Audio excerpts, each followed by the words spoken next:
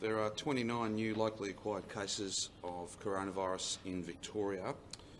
7 people are in hospital, 2 of those are in ICU and they are both on ventilators. There were some 43,618 test results received overnight. I thank each and every one of those nearly 44,000 Victorians who went and got tested. Getting tested as soon as you register any symptoms is absolutely critical. It is not negotiable. You can't wait an hour, you can't wait an afternoon, you certainly can't wait 3 or 4 days. If you've got symptoms, there's so little cold and flu, the doctors tell us there's so little cold and flu in the community that you've got to assume that you've got COVID. Please come and get tested and we'll get your result back to you as quickly as possible. There's arguably nothing more important than people getting tested as soon as they register symptoms. That's how we shut this down. That's how we get not just running alongside these cases, that's how we get out in front of it, and it's how we get our community and our economy opened up again. There are some 82 exposure sites that are linked to this outbreak. I would commend to all Victorians to have a look at the website, just double check whether you might have been anywhere near those places at the relevant times, and if you were, please go and get tested and wait until you get your result. There'll be advice for you if you have been caught up in this outbreak as a result of the places you've been or the people that you've been in contact with. There are just on vaccines, I'm sure we'll come back to this in questions, there's 22,335 doses were administered yesterday.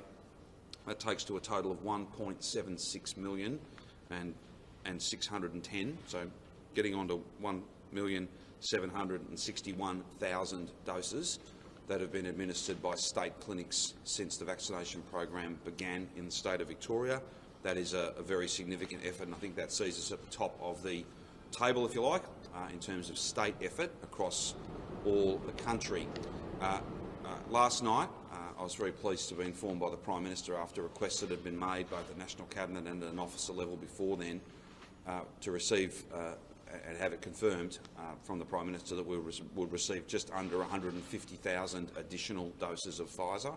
They'll come to us very soon and we'll have more to say about where they will go, as well as some announcements in relation to the expansion into state clinics for younger Victorians, access to the AstraZeneca vaccine with all the appropriate consents, all the appropriate medical and other health information. We'll make those announcements quite soon. Today's not the day for that, but we will make those announcements quite soon. In essence, my message to the Victorian community is this is very, very significant to see this many cases, although they are all linked, but they are linked to 2 outbreaks and we don't know where those 2 outbreaks started.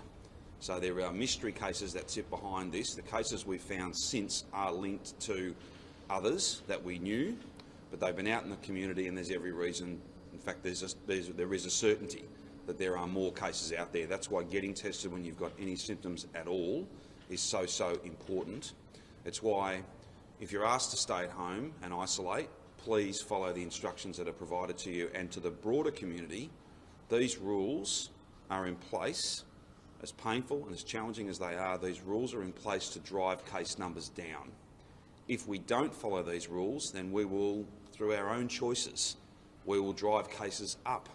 That's not what we want. That's not how we get through this and get open again.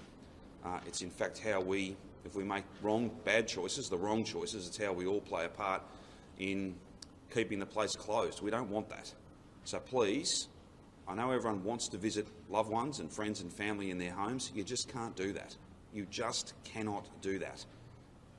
So many of these transmissions, and others that we will find in the coming days, will have been because people were visiting others and they ought not to have been doing that. They shouldn't have been doing that. Now, we can't change that. That's done. But what we can all do is make the best choices for our loved ones and for people we'll never meet.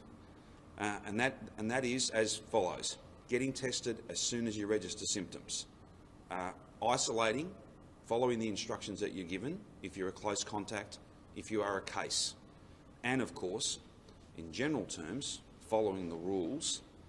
This Delta variant spreads so fast. We look up in Sydney today, 5 people who have lost their lives. I think some of those are in their 60s. We saw just this week a gentleman in his 20s.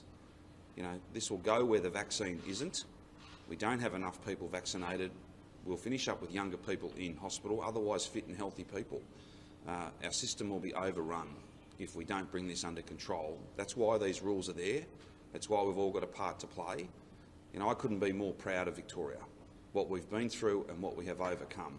We have it within us to continue to do this work, as tough and as hard and as gruelling as it is, and as much as we would love this to be over. None of us have the luxury of pretending that it is. When we get to 70%, we have more options. When we get to 80%, well, we have a very different way of life.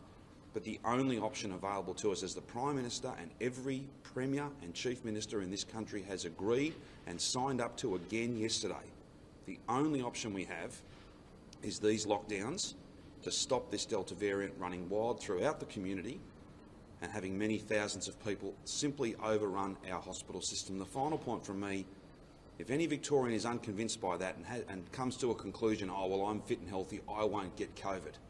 Well, it's not just COVID patients who will struggle to find a machine to breathe, or a nurse that isn't furloughed to care for them, or a hospital that's open to care for them.